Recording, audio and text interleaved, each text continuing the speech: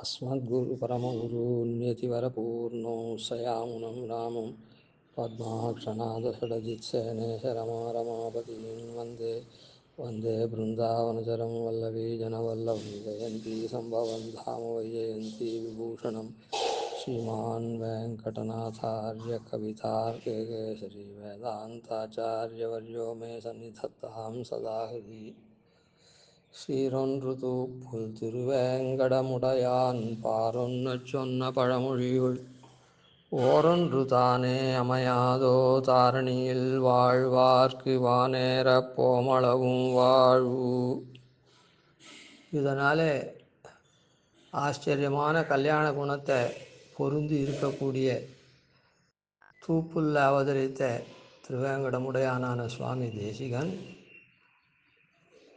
எல்லாரும் விண்ணாட்டுக்கு போகணும், இந்த சரீரத்தை விட்டுட்டு சம்சார கடலை தாண்டணும் அப்படின்னு அந்த ஒரே மார்க்கத்தை தான் அந்த பழமையாக இருக்கக்கூடிய வேதங்கள்லேருந்து அந்த வேதங்களை அனுசரித்து சொன்ன இதிகாச புராணாதிகள் என்ன, மன்வாதி ஸ்மிருதிகள் என்ன, ஆழ்வாராதி ஸ்ரீசூக்திகள் என்ன, எல்லாத்துலேருந்தும் அவளால் சொல்லப்பட்ட அந்த பழமொழிகள் இருக்குதே, அதை எடுத்து தான் இவர் உதாரணம் பண்ணுறார், நமக்கெல்லாம் அருள் இருக்கார். அது அப்படி வானேறத்துக்கு மாத்திரம் இல்லை, இங்கே இருக்கிற காலத்துலேயும் அவனுக்கு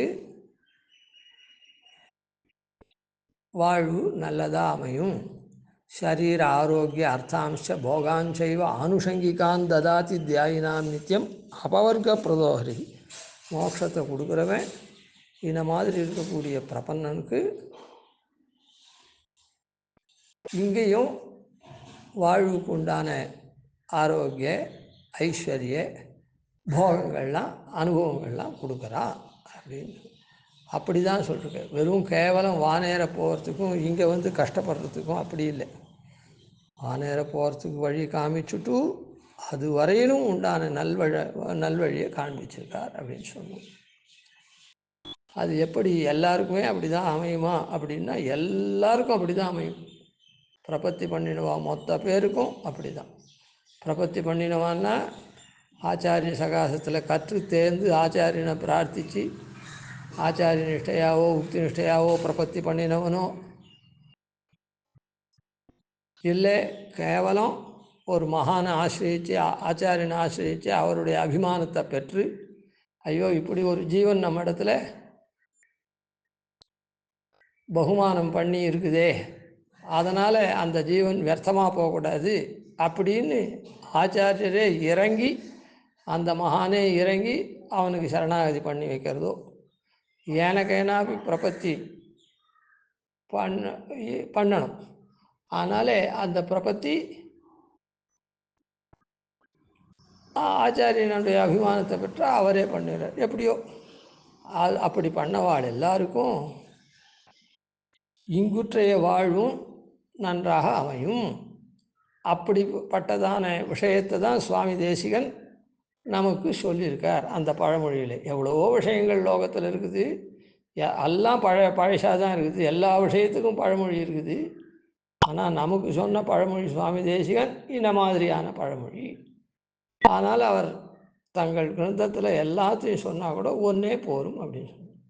அது இப்படி தான் எல்லாருக்குமா அப்படின்னு சொன்னால் ஆமாம் அப்படி தான். உளதான வல்வினைக்கு உள்ளம் வெறிவி உலகளந்த வளரு தாமரையினை வன்சரணாக வரித்தவர் தாம் களைதான் என எழும் கண்மன் துறப்பர் துறந்திடிலும் இளைதான் இலசக எங்கள் பிரானருள் தேனெழுமே. உளதான வல்வினைக்கு நாம் அனாதி காலமாக நிறைய பாபம் பண்ணியிருக்கோம். வல்வினை அதை நாம் பண்ணி சம்பாதிச்சு வச்சுருக்கோம். நம்ம இடத்துல அது இருக்குது அந்த பாபங்கள். உளதான வல்வினைக்கு அப்படிப்பட்ட பாபங்களுக்கு உள்ளம் வெறுவி. அந்த வல்வினை எப்படி இருக்குது அப்படின்னு சொன்னால் அனுபவித்துமகௌகம் நாலம் ஆகாமி காலः பிரசமயித்துமசேஷம் நிஷ்கிரியாபிர்ன சக்கியம். அகவோகம் இருக்குதே, அனுபவித்தும் அகௌகம். அகவோகம் பாபக்கூட்டம். அந்த பாபக்கூட்டங்களை அனுபவித்தும் அனுபவிச்சு ஒரு நாள் 2 நாள் இல்லை, ஆகாமி காலகா வரப்போகிற நாள் முழுவதும் அனுபவித்தாலும், நாளம் ஆகாமி காலகா வரப்போகிற நாள் மொத்தம் நாம் அனுபவித்தா கூட அந்த பாபம் தீராது அப்படின்னு அர்த்தம். பிரசமயித்தும் அசேஷம் நிஷ்கிரியாபிஹி ந சக்கியம். சரி, அனுபவிக்க வேண்டாயா, பிராயசித்தம் பண்ணிடும். எல்லாத்துக்கும் பிராயசித்தத்தை பண்ணி எல்லா பாப்பத்தையும் ஒழிப்போம் அப்படின்னு சொல்லிட்டு பிராயசித்தத்தை வரப்போகிற காலம் மொத்தம் நாம் பிராயசித்தம் பண்ணாலும் அப்பவும் போகாது. அது மாதிரியான பாபம். அனுபவித்து மகௌகம் நாளம் ந அலம் போதாது. ஆகாமி காலகா வரப்போகிற காலம் மொத்தம் போகாது. அனுபவிக்கிறதுக்கும் போகாது, பிராயசித்தம் பண்ணுறதுக்கும் போகாது. அனுபவித்து மகௌகம் நாளம் ஆகாமி காலகா. அந்த ஆகாமி காலமெல்லாம் போகவே போகாது, அனுபவித்து அதை ஜீரோவாக்கிறதுக்கு. பிரசமயித்து அசேஷம் ஒன்று கூட பாக்கி இல்லாமல் ஒழிக்கிறதுக்கு நிஷ்கிரியாபிஹி. ஆனால் மாதிரி பிராயசித்தம் பண்ணுறதுன்றது ந சக்கியம், அதுவும் சக்கியம் இல்லை. நம்மால் முடியவே முடியாது. இந்த பாபத்துக்காக இந்த பிராயசித்தம், இந்த பாபத்துக்காக இந்த பிராயசித்தம் பண்ணி முடியாது. அப்படியான வல்வினை நம்ம இடத்துல இருக்குது. அந்த வல்வினைக்கு உள்ளம் வெறுவி, நம்முடைய உள்ளத்தில் மனசில் பயப்பட்டு, ஐயோ இப்படி நமக்கு இருக்குதே, இதனால் நாம் இந்த சம்சாரத்தை தாண்டவே முடியாது, இதில் அள்ளல் மாய வன்சேற்றள்ளல் பொய் நிலத்தை, வன்சேற்றள்ளல் பொய் நிலத்திலேருந்து நம்மளால் மாயவே முடியாது, மீளவே முடியாது. அப்படின்ற ரீதியில் நம்ம மனசில் பயப்பட்டு உள்ளம் வெறுவி, அதுக்கு என்ன பண்ணணும்? உலகளந்த வளர் தாமரையினை வன் சரணாக வரித்தவர் தாம். ஐயோ நாம் இந்த மாதிரி மூழ்கிட்டமே பாவம் பண்ணி அப்படின்னு கஷ்டப்பட்டு மனசில் பயப்பட்டு என்ன பண்ணணும்? உலகளந்த வன் தாமரையினை, இந்த உலகத்தை அளந்தானே அவனை நாம் சரணடையணும். ஏன் இங்கே உலகளந்தன்னு சொல்கிறார் அப்படின்னு சொன்னால், அவன்தான் இந்த கவர்மெண்ட் எல்லாத்துக்கும் நம்பர் கொடுத்து, பட்டா நம்பர் கொடுத்து சீல் வைக்கிறானோ இல்லை, இது எல்லாம் கவர்மெண்ட்டுது, இந்தந்த இதெல்லாம் அப்படின்னு சொல்லிவிட்டு, நம்மது சொந்தமாக இருந்தால் கூட அவன் ஒரு பட்டா நம்பர் கொடுத்து வைக்கிறானோ இல்லை, அந்த கவர்மெண்ட்டுக்கு தான் இது நமக்கு இதுவாக இருக்குது, சொந்தமாக இருக்குது. அந்த மாதிரி பெருமாள் என்ன பண்ணுறான், எல்லார் தலையிலையும் அந்த மகாபலிக்கிட்ட யாச்சகம் வாங்கி 3 அடி மண் கேட்குற யாஜகத்தில் அவன் கொடுத்த உடனே எல்லார் தலையிலையும் ஒரு காலால் வச்சான். உலகளந்த அது, அதனால் பெருமாள் என்னத்தை காட்டினான் முதல்லன்னா, எல்லாரும் என்னுடைய சொத்து, நான் தான் எல்லாருக்கும் சுவாமி அப்படின்றத அந்த ஒரு காலில் தலையில் வச்ச உடனே எல்லாருக்கும் அந்த மாதிரி சீல் வச்சுருக்கான். அந்தந்த வஸ்து எல்லாம் எந்து தான் அப்படின்னு. வளர் தாமரை இணை, அந்த உலகளந்த வளர் தாமரை இணை, அதாவது அந்த திருவடி எப்படிப்பட்ட திருவடின்னா மென்மையான திருவடி. அதோடு கூட அது அப்படியே வளர்ந்துட்டே போச்சு மேல் உலகம் வரையில். இன்னொரு திருவடி என்ன பண்ணுது, மேல் உலகம் வரையில் வளர்ந்து போச்சு. அப்போ மேல் உலகம் வரையில் இன்னொரு திருவடி வளர்ந்ததுன்னா இந்த திருவடி கீழே இருக்குமா? இந்த திருவடி கீழே இருந்தால் கூட இதனுடைய மேல் பாகம் அந்த தொடையெல்லாம் எப்படி மொத்தமாக வளர்ந்து போகிறது. 2 திருவடியும் ஒன்றா தானே வளரும். அதனால் பெருமாள் அப்படியே வளர்ந்து போகிறான் திருவடி. அதனால் அது எப்படின்னா மென்மையான தாமரச புஷ்பத்தை போல் இருக்கக்கூடிய மென்மையான திருவடி.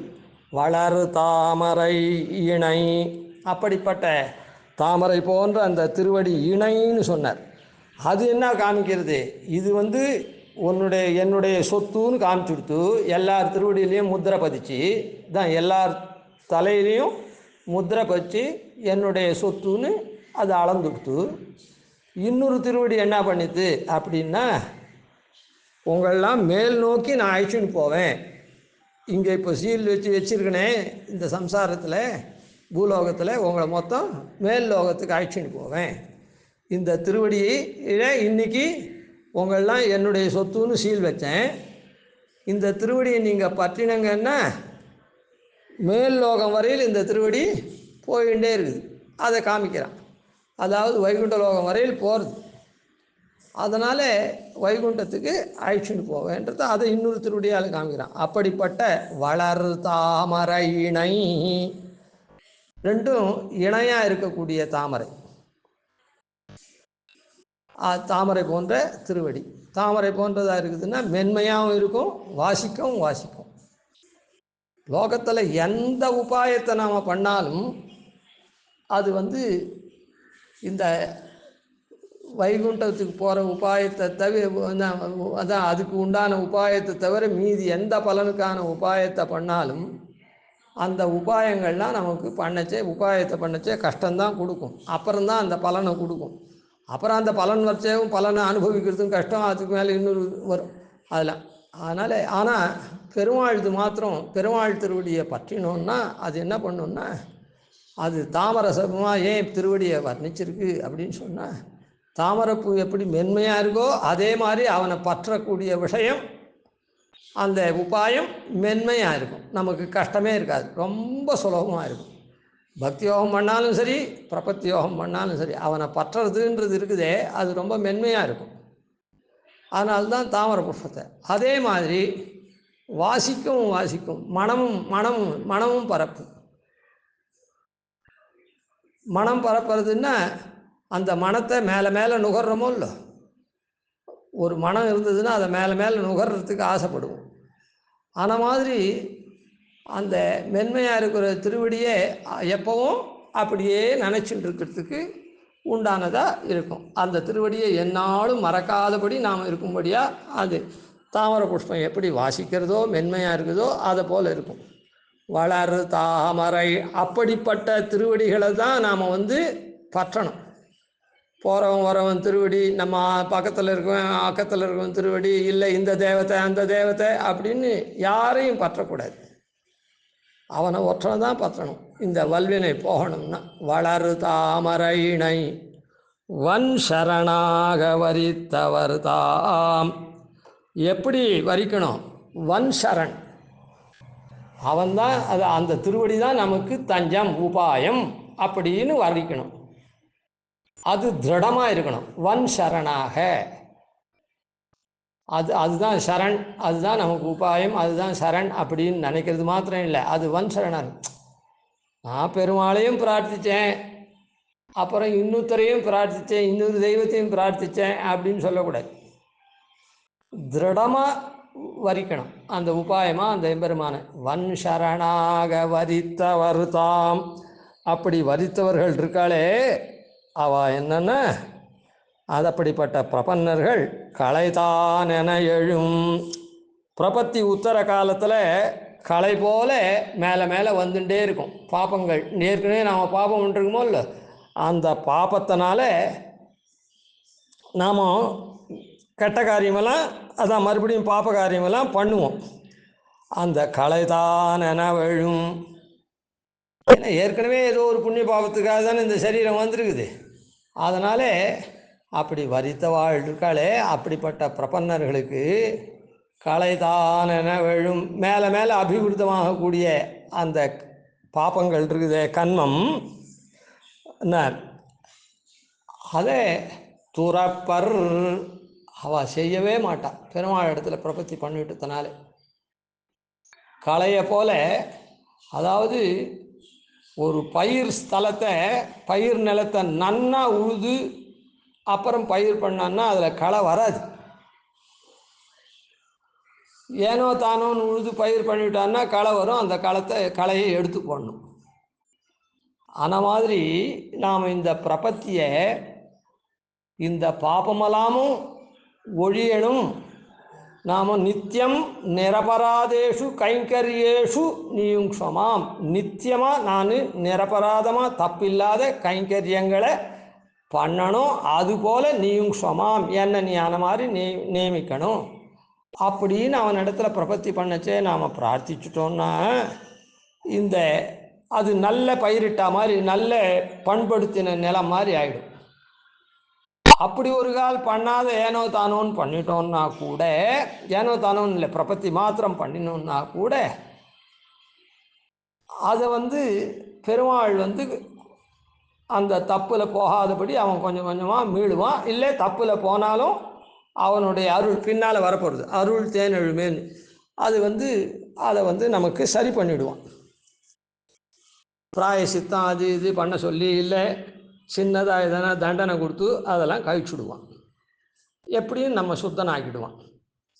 சுத்தனாக்கிட்டான்னா நாம் அவனையே நினச்சிட்டு போகிறோம். அதனால் நமக்கு சரீர ஆரோக்கியார்த்தமெல்லாம் வரும். மோட்சம் கேட்கவே வேண்டாம், கட்டாயம் அது உண்டு. களைதானென எழும் கன்மம் துறப்பர். அந்த கன்மத்தை அவள் பண்ண மாட்டா. அந்த புத்திபூர்வ பாபத்தெல்லாம் அதான் போக்கடிச்சுடுவா பிராயசித்தத்தினால. ஏதாவது புத்திபூர்வமாக அவள் பண்ண மாட்டா. எதனா பண்ணினாள்னா அந்த கன்மத்தை துறந்துடுவா, தங்கிட்டேருந்து ஒழிச்சுடுவா பிராயசித்தத்தை பண்ணி. துறந்திடிலும் அப்படி பிராயசித்தத்தை போக்கடிக்கிற விஷயத்தில் கொஞ்சம் பின்னாக இருந்தான்னு வச்சுப்போம். இளைதானிலை. இளைதானிலைன்னா மந்த புத்தியா, அதாவது திருடமாக இளைதானிலை, ரொம்ப மலினமாக இருக்கக்கூடிய புத்தியினால் பிராயசித்தம் சரியாக பண்ணலைன்னா கூட என்ன அதை இளைதானிலை செக அதை கழிக்கிறதுக்காக பெருமாள் என்ன பண்ணுறான், எங்கள் பிரான் நமக்கு உபகாரம் பண்ணானே, தன் திருவடியை முதல்ல காண்பிச்சு நீ என் சொத்துன்னு உணர்த்தி, இன்னொரு திருவடியால் இப்படி தான் இந்த திருவடியில் மேலே போவேன், இந்த திருவடி ரெண்டுத்தையும் பிடிச்சானா நான் உன்னை மேல் வரையில் என் அளவாக உயர்ச்சிடுவேன்னு காண்பிச்சானே, அந்த திருவடி அப்படிப்பட்ட எங்கள் பிரான், அப்படி உபகாரகனாக இருக்கக்கூடிய அந்த எம்பெருமானுடைய அருள் தேன் எழுமே. தேன் போன்ற கிருபை அப்படியே அபிவிருத்தமாகும், நானா விதமாக நமக்கு பரவும். நானா விதமாக பரவும்னா தப்பு பண்ண மாட்டோம். தப்பு பண்ணினா முதல்ல தப்பு பண்ணாத வைக்கும். அப்படியும் தப்பு பண்ணினோம் அப்படின்னு சொன்னால் பிராயசித்தத்தில் மூட்டும். அப்படியும் பண்ணலை அப்படின்னு சொன்னால் ஏதோ நம்ம மந்த புத்தியில் ஏதோ பண்ணாத இருந்தோம்னா சின்ன சின்ன தண்டனையை கொடுத்து உடனே நம்ம சுத்தமாக்கிடுவான். அது மாத்திரம் இல்லை, அதுக்கப்புறம் சுத்தமான விட்டு நம்முடைய வாழ்க்கையும் இங்கே வாழ்க்கையை சுலபமாக நடத்துகிற மாதிரி கஷ்டங்கள்லாம் இல்லாமல் அவனுடைய ஞாபகம் அவனுடைய கைங்கரியத்துக்கெல்லாம் விரோதம் இல்லாததானே நமக்கு ஒரு சன்னிவேசத்தை கொடுத்து பெருமாள் பண்ணுவான். அருள் தேனெழுமே. தேன் எப்படி இதுவாக இருக்குமோ, தேன் கொஞ்சம் கெட்டி பதார்த்தம், திரவ பதார்த்தம், தண்ணி மாதிரி ஓடாது. அது கொஞ்சம் நெய் போல் அது போல் இது போல் தேன் இதுவாகும். அதை போல் எம்பெருமானுடைய இது கிருப்பை நமக்கு அப்படியே பரவும், 4 விதமாகவும் பரவும். தேன் இப்படி சேர்த்துட்டே இருந்தால் அப்படியே ஜலம் மாதிரி ஓடிக்கூடாது, அப்படியே ஒரு இடத்துல அப்படியே கொஞ்சம் கொஞ்சமாக பரவிண்டே வரும். அதை போல் நம்ம சுற்றி அந்த அருளாகிற தேன் அப்படியே பரவும். அப்படின்னா என்னாச்சு, பாப்பம் பண்ண மாட்டோம், பண்ணினா பிராயசித்தம் பண்ணுவோம், இல்லை அதுவும் பண்ணலைன்னா கொஞ்சம் தண்டனை எதனா கொடுத்து அந்த மாதிரி அந்த தேனை ஒரு இடத்துல குத்தினா அப்படியே இது 4 இடத்துல அப்படியே பரவுறதோ இல்லை நிதானமாக பரவி அப்படியே நிற்கும். அதை போல் எம்பெருமானுடைய இது நமக்கு அவனுடைய அருள் பெருகும் அப்படின்னு சாய்க்கிறது. அதனால் சுவாமி தேசிகனுடைய கிரந்தங்கள் எல்லாமே வானேற போமளவும் வாழ்வு அப்படித்தான் அவர் சாதிச்சிருக்கார். மீதி வாழ்வுக்கெல்லாம் அவர் அவருடைய கிரந்தம் வழிகாட்டார். இப்போ பெரிய கிரந்தமாக இருக்கிற இடத்துல எல்லாத்தையும் சொல்லிட்டு வரைச்சே, தத்துவங்கள்லாம் சொல்லிட்டு வரைச்சே அதெல்லாம் பற்றியும் வரும். ஆனால் ஒவ்வொரு கிரந்தத்தினுடைய முக்கிய அம்சம் என்னன்னா, எம்பெருமானை எப்படி அடையிறது, இங்கேயும் எப்படி சௌகரியமாக இருக்கிறது, எம்பெருமான் அங்கே போய் பண்ணக்கூடிய எம்பெருமானுடைய கைங்கரியத்தை இன்னிலேருந்தே இங்கேருந்தே பண்ணுற மாதிரியான வழி என்னது அப்படின்றது தான் சொல்லக்கூடியதாக இருக்குது. வானேர போமளவும் வாழ்வு. கவிதார்க்கிய சிம்ஹாய கல்யாண குணசாலினே ஸ்ரீமதே வெங்கடேஷாய வேதாந்த குரவே நமஹாதிவன்ஷடகோபாதீனி திவர்யான் பஜேனிஷம் ஸ்ரீரங்கபூர்வஷடஜித்யதீசானபதாஸ்ரயம் ஸ்ரீவத்சவம் சுதலகம் வந்தே ஸ்ரீகிருஷ்ணதேசிகம்.